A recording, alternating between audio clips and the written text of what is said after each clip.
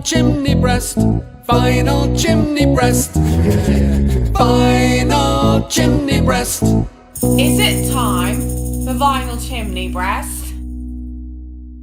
Yes, it's week 6, Shredfest. This week we're looking at notable examples from my collection of fast-paced guitar histrionics. We start off with Dokken, Beast from the East, double live album, featuring guitarist George Lynch. You can probably tell from looking at him what kind of player he is. A little bit different to a lot of the other guitar shredders, had a particular individual flavour to his playing. Showcased on the track Mr. Scary, which was a studio album cut and is on this live album. Probably the best thing on this album is the track Tooth and Nail, which is just a fast-paced, exciting heavy metal track, 3 minutes long, with a great guitar solo.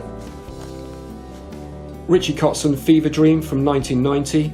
Richie was from the stable of Mike Varney, who through his Shrapnel record label shone the spotlight on a lot of exciting young guitar players around about this time. And there is a lot of over-the-top shred-style guitar playing on this record, but not too much. Richie was very much, and is very much, a singer-songwriter, a great vocalist, and this was, I think, his second solo album, so fairly early on in his career as a songwriter. He definitely got stronger later on, but there are some signs of what was to come on this record. Tony McAlpine, Edge of Insanity from 1986. This is a really great all-instrumental album. It's been said that it sounds a bit like the soundtrack to a car chase movie, and I can see what people mean when they say that.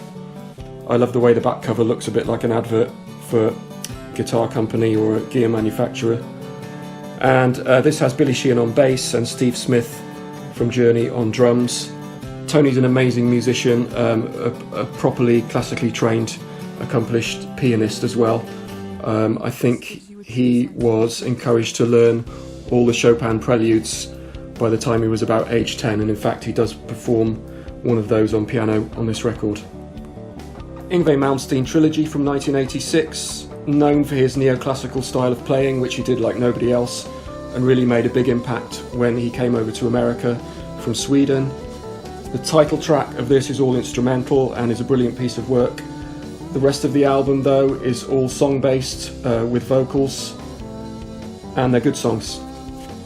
And remember, if you ever need to fight off a three-headed dragon, all you need is a 70s Strat. Father Abraham and the Smurfs, Father Abraham in Smurfland from 1978. Not the first album people think of when it comes to guitar shredding, but not everybody knows that this guy here is Gilbert Van Smurfio, and he recorded all 24 of Paganini's Caprices at 346 BPM. The tracks weren't included on this album. For some reason they felt that they didn't sit nicely alongside tracks like Pinocchio and Smurfland and Dippity Day. 1987, John Norham, Total Control. This was the first solo release from the guitarist from Europe. This is a good collection of melodic hard rock songs, as you might expect. He was really heavily influenced by Gary Moore on guitar, and you can hear that. Chris Poland, Return to Metalopolis. This is from 1990.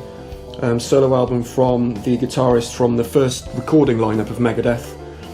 This is a really fantastic album.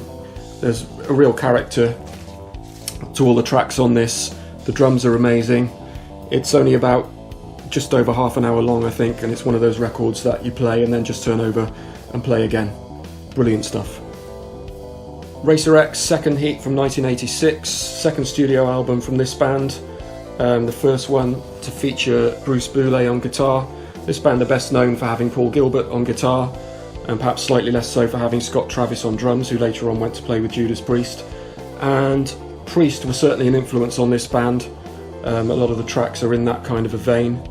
They got a little bit more, the songwriting improved a bit, I think, on this release from their first one, which was all about over-the-top guitar playing. Not that this one isn't. Has the track Scarified, which is a classic track from them.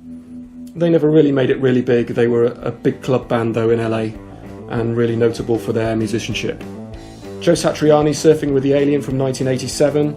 He was really one of the major exponents, and is one of the major exponents of the guitar shredding style, if that's what you want to call it.